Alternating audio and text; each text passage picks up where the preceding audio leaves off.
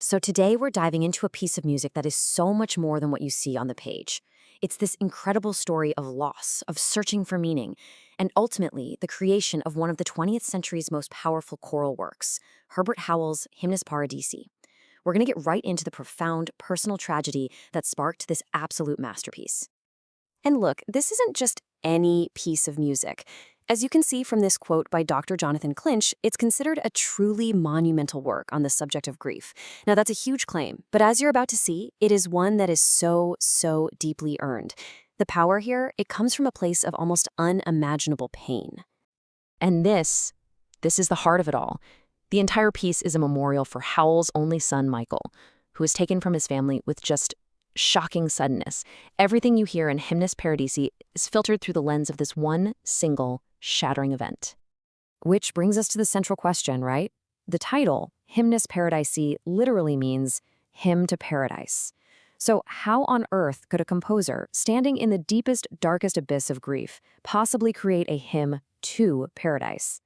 Well, to find that answer, we've got to look at the man, the tragedy, and of course, the music itself. Okay, so to really get the music, we first have to understand Herbert Howells, the man.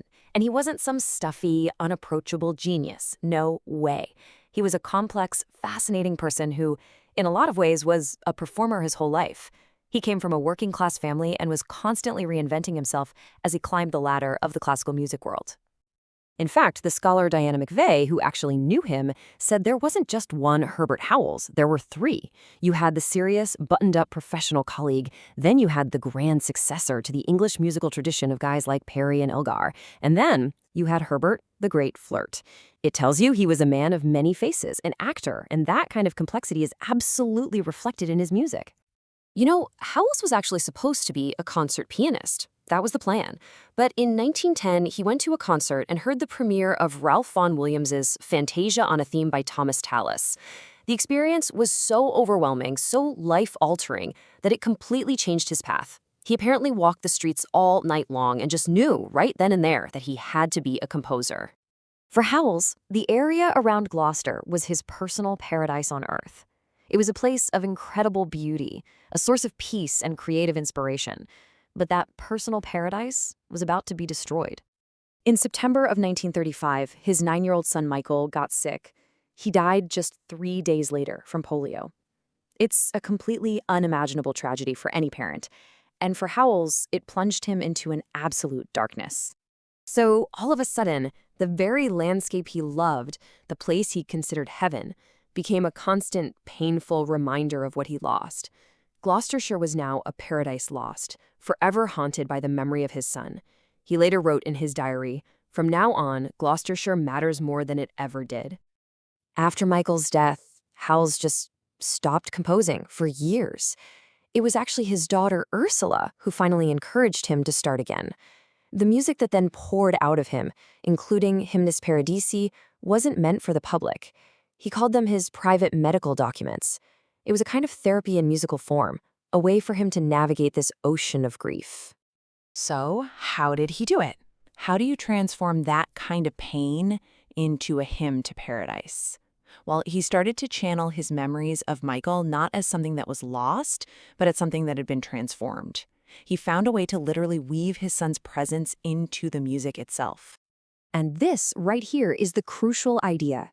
The music wasn't going to be about Michael's absence. It was going to be about his continued presence, just in a new form. This concept of transfiguration, of being changed into something more beautiful, more spiritual, that is the key to this entire piece. And while he was grieving, Howells received this anonymous poem in the mail, and it just perfectly captured what he was trying to do.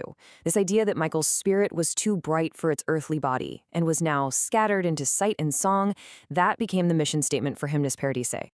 So how does he do it with music? Well, first, he brings back this memory of Michael's pure joy in the countryside, which Howells remembered as being filled with lovely light. Then, that memory of light is literally transfigured into musical light.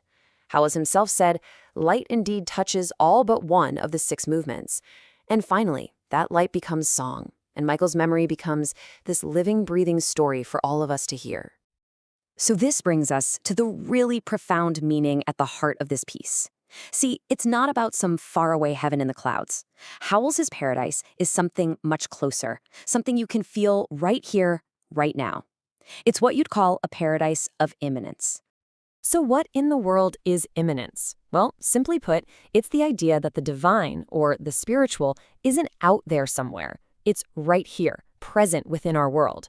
For Howells, this meant Michael's presence could still be felt, in the beauty of the world, in light, and of course, in song. The music is his search for that presence. And here is the great paradox, the twist at the center of Hymnus Paradisi. Howells privately told friends that he was a complete unbeliever, an atheist. So how could an atheist write one of the most spiritually moving works of the century? Well, it's because this piece is not an expression of faith or certainty. It's a raw, desperate, and beautiful expression of hope. The hope that a connection is still possible. The hope of feeling his son's presence just one more time. And really, that's what this music is. It's a conversation. It's a father, still living, reaching out through sound to connect with the memory of his son. He creates this sacred space where that connection feels real, where paradise isn't some destination after you die, but a feeling of presence in the middle of absence.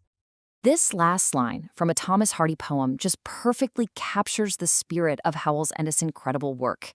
He wasn't proclaiming a belief. He was a man walking in the gloom of his grief, reaching for a connection, and pouring all of his genius into the profound, deeply human desire of simply hoping it might be so.